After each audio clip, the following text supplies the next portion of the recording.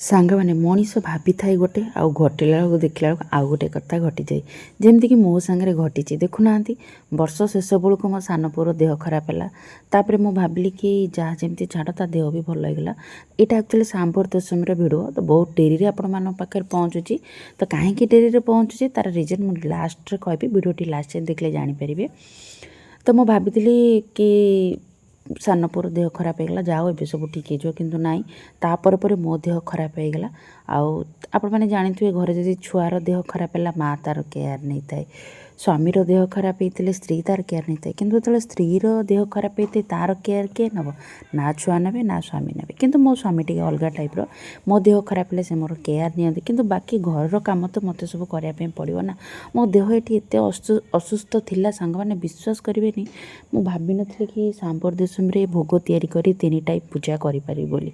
ଯାହା ହଉ ଏଇଟା ଠାକୁରଙ୍କର ଆଶୀର୍ବାଦ କୁହ ବା ଠାକୁରଙ୍କର ଯୋଗ କୁହ, କାହିଁକିନା ଯେହେତୁ ଏଇଟା ମୋର ନୂଆ ଘରେ ପ୍ରଥମ ଥର ସାମ୍ବର ଦଶମୀ ଥିଲା, ମୁଁ ଏଟାକୁ ବନ୍ଦ କରିବା ପାଇଁ ଚାହୁଁନଥିଲି। ତ ଯାହା ଯେମିତି ହଉ ବହୁତ ଭଲସେ 3 ଟାଇପ୍ ଧୂପ ପୂଜା ହେଇଯାଇଥିଲା। ମାନେ ଯେଉଁଟାକି ସକାଳେ ଦିଆଯାଏ ଅଣଉଦିଆ ଭୋଗ, ତାପରେ ମଧ୍ୟାହ୍ନ ଭୋଗ, ତାପରେ ସନ୍ଧ୍ୟା ବେଳକୁ ସନ୍ଧ୍ୟା ଭୋଗ ଦେଇଥିଲି।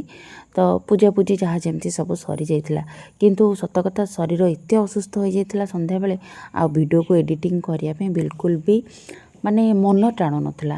ମାନେ ପାଟିରୁ ପଦେ ବଚନ ବାହାରୁ ବୋଲି ମନ ଚାହୁଁନଥିଲା। ସେଥିଲାଗି ଭିଡ଼ିଓ ଆପଣମାନଙ୍କ ପାଖେ ଡେରିରେ ପହଞ୍ଚିଲା। ତାପରେ ଏଇଠି ଦେଖିପାରୁଥିବେ ଆମର ଟିକେ ସବୁ କରିସାରିଲା ପରେ ଟିକେ ପାର୍ସଲ ବାପ ଘରକୁ ପଠାଇ ଦେଇଥିଲି, ଆଉ ଟିକେ ଶାଶୁ ଘରକୁ ପଠାଇ ଦେଇଥିଲି।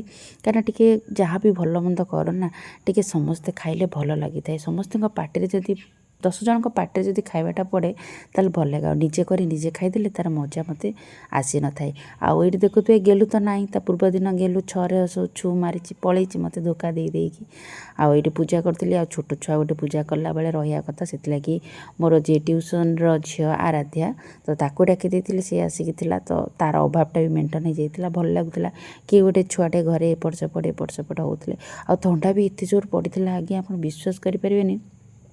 ବୋଉ ଆମର ଉଠିଲେ ସତ, କିନ୍ତୁ ସକାଳୁ ଉଠି ଗାଧେଇଲେନି, ଶୋଇପଡ଼ିଲେ। ତାପରେ ଆଜି ଏକାଦଶୀ ବି ଥିଲା, ବୋଉଙ୍କ ପାଇଁ ପରଟା ସିମେଇ କରିବାକୁ ପଡ଼ିଲା, କାହିଁକିନା ବୋଉ ଏଗୁଡ଼ା ସବୁ କିଛି ଖାଇବେନି। କାହିଁକିନା ଏକାଦଶୀରେ କେବଳ ବିଷ୍ଣୁଙ୍କ ଭୋଗ ଖିଆଯାଇଥାଏ, ଆଉ କୌଣସି ଠାକୁରଙ୍କ ଭୋଗ ଖିଆଯାଇନଥାଏ। ବୋଉ କୌଣସି ଭୋଗ ଖାଇଲାନି, କେବଳ ଯାହା ଛଣା ପିଠା ଖାଇଲେ, ବାକି ସବୁ ତାଙ୍କ ପାଇଁ ଫ୍ରିଜରେ ରଖିଦେଇଥିଲି ତା ପରଦିନ ଖାଇବେ ବୋଲି।